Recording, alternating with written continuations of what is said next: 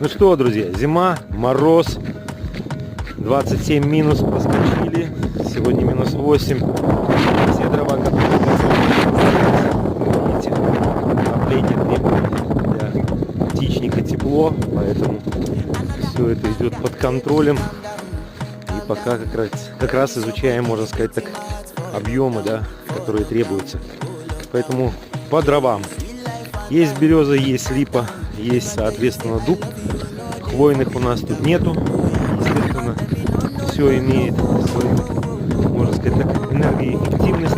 И очень важно, чтобы дрова были сухие. Но приходится сражаться с дровами, потому что народное достояние нам не принадлежит.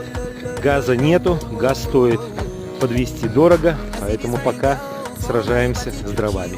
Расскажу и покажу все остальное про отопление.